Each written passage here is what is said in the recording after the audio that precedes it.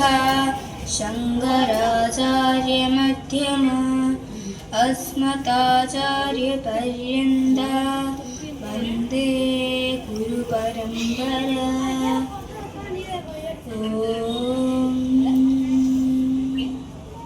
ഹരേ കൃഷ്ണ. നവരാത്രി ദിനങ്ങളിലെ വ്രതാചരണം രാജ്യമെങ്ങും നടക്കുമ്പോൾ നമ്മളും അതേ നവരാത്രി വ്രതാചരണത്തിന്റെ ഭാഗമായി കണ്ണകുളങ്ങര ശ്രീ ഭഗവതി സന്നിധി ഈ നവരാത്രി ദിനങ്ങൾ ആചരിച്ചു. അതിന്റെ 9ാം സുദിനമായ ഇന്ന് കണ്ണകുളങ്ങര ശ്രീ ബാലഭദ്ര ഭഗവതി സിദ്ധിദാത്രി ഭാവത്തിൽ നമ്മെ അനുഗ്രഹിക്കുന്നു. ക്ഷേത്രത്തിൽ ഇന്ന് ഭഗവതി സിദ്ധിദാത്രി ചാർത്തിൽ അനുഗ്രഹ വർഷം ചൊരിഞ്ഞു നിൽക്കുകയാണ് ശ്രീ ബാലഭദ്ര ഭഗവതി. അടുത്തതായി സിദ്ധിദാത്രി ഭാവത്തിൽ വ്രതധാരികളായ കുമാരിമാർ ക്ഷേത്രാങ്കണത്തിലേക്ക് എത്തിച്ചേരുന്ന ചടങ്ങുമുണ്ട്. അതിൽ ദേവീ ചൈതന്യം മനുഷ്യന്റെ പ്രാണനുമായി സംയോജിച്ച് ലോകത്തെ അനുഗ്രഹിക്കുന്ന ചടങ്ങാണത്. വിഗ്രഹത്തിൽ ദേവി പ്രാണൻ പകർന്ന് വിഗ്രഹാനുഗ്രഹത്തെ നാം സ്വീകരിക്കുന്നത് പോലെ വ്രതധാരികളായ കുമാരിമാരിലേക്ക് ദേവീ ചൈതന്യം നിറഞ്ഞു നിൽക്കുമ്പോൾ അതിനെ സ്വീകരിച്ച് നാം നമ്മുടെ കർമ്മമണ്ഡലത്തെ കൂടുതൽ ചൈതന്യവത്താക്കേണ്ടതാണ്. സിദ്ധിദാത്രിയാണ് ഇന്നത്തെ എൻ്റെ പ്രഭാഷണ വിഷയം. നവരാത്രി ഉത്സവത്തിലെ അവസാനത്തേതായ 9ാം ദിനമാണ് സിദ്ധിദാത്രി ദേവിയെ നമ്മൾ ആരാധിക്കുന്നത്. നവദുർഗമാരിൽ 9ാമത്തെ രൂപമാണ് സിദ്ധിദാത്രി. എല്ലാ അറിവുകളും കഴിവുകളും സിദ്ധികളും നൽകുന്ന മഹാദേവിയാണ് മാതാ സിദ്ധിദാത്രി. താമരപ്പൂവിലാണ് ദേവി ഇരിക്കുന്നത്. 4 കൈകളോട് കൂടിയ ദേവിയുടെ ഒരു കൈയിൽ ചക്രവും മറ്റേ കൈയിൽ ഗദയും വേറൊരു കൈയിൽ താമരപ്പൂവും 4ാമത്തെ കൈയിൽ ശംഖും പിടിച്ചിട്ടുണ്ട്. സിംഹമാണ് ദേവിയുടെ വാഹനം. സിദ്ധിദാത്രി ദേവിയുടെ നാമത്തിന്റെ അർത്ഥം സൂചിപ്പിക്കുന്നത് ദിവ്യമായ അനേകം കഴിവുകൾ നൽകുന്നവളെന്നാണ്. സിദ്ധി എന്നാൽ ദിവ്യമായ കഴിവുകളെന്നും ധാത്രി എന്നാൽ നൽകുന്നവളെന്നും അർത്ഥം. അതുകൊണ്ട് സിദ്ധിദാത്രി എന്നാൽ സിദ്ധികൾ നൽകുന്നവളെന്നർത്ഥം. നാം നമ്മുടെ കഴിവുകളെ കൂടുതൽ ശക്തിയുള്ളതാക്കി തീർക്കാൻ സിദ്ധിദാത്രി ദേവിയെ ഉപാസിക്കുന്നതാണ് ഉത്തമം. ഒരു വിദ്യാർത്ഥിക്ക് വിദ്യയിലുള്ള അവരുടെ കഴിവുകളെ വർദ്ധിപ്പിക്കാനും അധ്യാപകർക്ക് അധ്യാപനത്തിലുള്ളവരുടെ കഴിവുകളെ കൂടുതൽ വികസിപ്പിക്കാനും കൃഷി, കച്ചവടം, നിങ്ങൾ ഏത് ജോലി ചെയ്യുന്നവരുമാകട്ടെ നിങ്ങളുടെ കർമ്മമണ്ഡലത്തെ കൂടുതൽ മികച്ചതാക്കി തീർക്കുവാനുള്ള സിദ്ധി നൽകുന്നത് മാതാ സിദ്ധിദാത്രിയാണ്. ദേവി മഹാത്മ്യത്തിൽ പറയുന്നുണ്ട്, ദേവി നമ്മളിൽ ഏതെല്ലാം ശക്തിയായി കുടികൊള്ളുന്നു എന്ന്. യാ ദേവി സർവഭൂതേഷു വിഷ്ണുമായേതി സംസ്ഥിത. ആ മഹാദേവി നമ്മളിൽ മനസ്സെന്ന മായാശക്തിയായി കാണപ്പെടുന്നു. അടുത്ത ശ്ലോകത്തിൽ പറയുന്നത് യാ ദേവി സർവഭൂതേഷു ചേതനേതി വിധീയതേ. ആ മഹാദേവി നമ്മളിൽ ജീവചൈതന്യ രൂപത്തിലിരിക്കുന്നു. പിന്നീട് പറയുന്നു യാ ദേവി സർവഭൂതേഷു ബുദ്ധിരൂപേണ സംസ്ഥിത. എല്ലാ ജീവജാലത്തിന്റെ ഉള്ളിൽ ബുദ്ധി എന്ന രൂപത്തിലിരിക്കുന്നതും ആ ഭഗവതി തന്നെയാണ്. 15ാമത്തെ ശ്ലോകത്തിൽ പറയുന്നത് യാ ദേവി സർവഭൂതേഷു നിദ്രാരൂപേണ സംസ്ഥിത. ഓരോ ജീവജാലത്തിന്റെ ഉള്ളിൽ നിദ്രാശക്തിയായി കുടികൊള്ളുന്നതും ദേവി തന്നെയാണ്.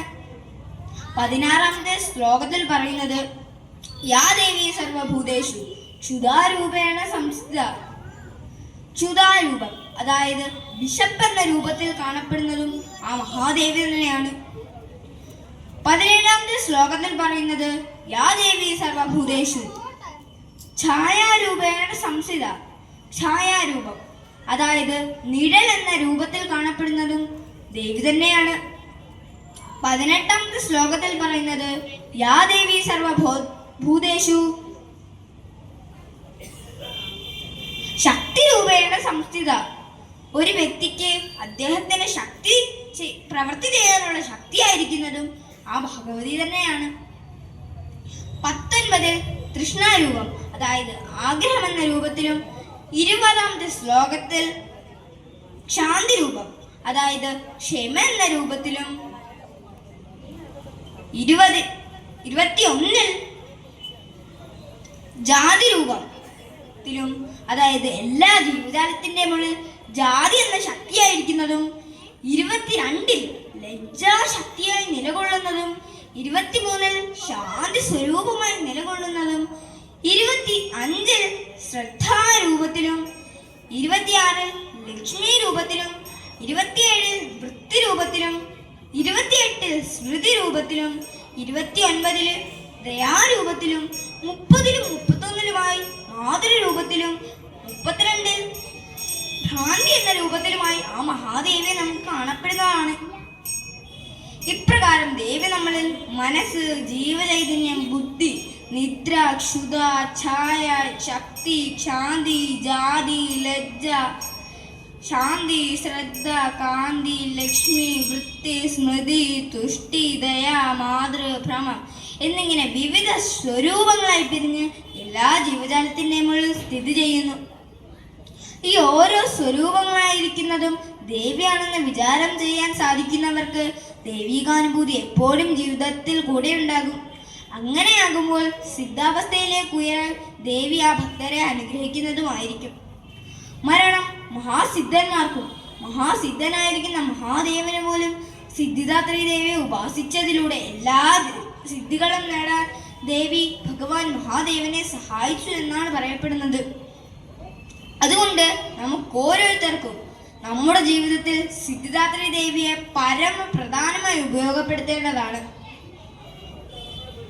ദേവി ആരാധനയിലൂടെ നമുക്ക് സിദ്ധമാകുന്ന കഴിവുകൾ പ്രധാനമായിട്ടും 8 അതിൽ ഒന്നാമത്തെ സിദ്ധിയാണ് അണിമസിദ്ധി. ഈ സിദ്ധി നമുക്ക് കിട്ടിക്കഴിഞ്ഞാൽ നമ്മുടെ ശരീരത്തെ ഏറ്റവും ചെറുതാക്കുവാനുള്ള കഴിവ് വന്നു ചെയ്യുന്നതാണ്. രാമായണത്തിൽ ഹനുമാൻ സ്വാമി ലങ്കയിലേക്ക് കടക്കുമ്പോൾ അസുരന്മാരുടെ കണ്ണിൽ പെടാതിരിക്കാൻ അസുരന്മാരുടെ കണ്ണുകൾക്ക് കാണാൻ കഴിയുന്നതിനേക്കാൾ ചെറുതായിട്ടാണ് ലങ്കയിലേക്ക് പ്രവേശിച്ചത്. ആ സന്ദർഭത്തിൽ ഹനുമാൻ സ്വാമി ഉപയോഗിച്ച സിദ്ധിയുടെ പേര് അണിമ എന്ന സിദ്ധിയാണ്. സിദ്ധിദാത്രി ദേവിയെ ആരാധിക്കുന്നതിലൂടെ ഈ സിദ്ധി നമുക്ക് നേടാവുന്നതാണ്. ദേവീ കൃപയിലൂടെ നമുക്ക് നേടാവുന്ന രണ്ടാമത്തെ സിദ്ധിയാണ് മഹിമസിദ്ധി. ഈ സിദ്ധി നമുക്ക് കിട്ടിക്കഴിഞ്ഞാൽ നമ്മുടെ ശരീരത്തെ പർവ്വതത്തെ പോലെ വലുതാക്കുവാനുള്ള കഴിവ് വന്നു ചേരുന്നതാണ്. ഹനുമാൻ സ്വാമി മഹിമ എന്ന സിദ്ധിയും ഉപയോഗിച്ച സന്ദർഭം രാമായണത്തിൽ പറയുന്നുണ്ട്. സീതാന്വേഷണത്തിന് പോയപ്പോൾ ലങ്കയിൽ ചെല്ലാൻ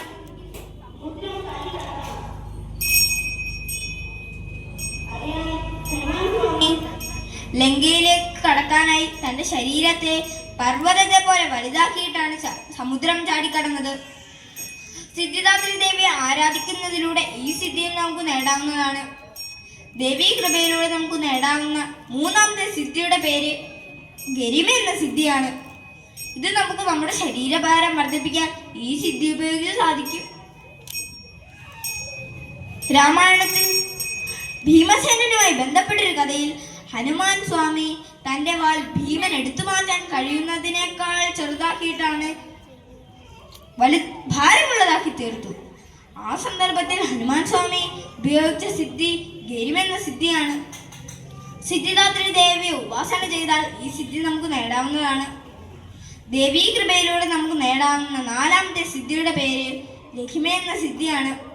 ഇത് നമുക്ക് നമ്മുടെ ശരീരഭാരം കുറച്ച് വേഗത്തിൽ സഞ്ചരിക്കുവാനും വായുവിലൂടെ പറക്കുവാനും ജലത്തിലൂടെ നടക്കുവാനും സാധിക്കും.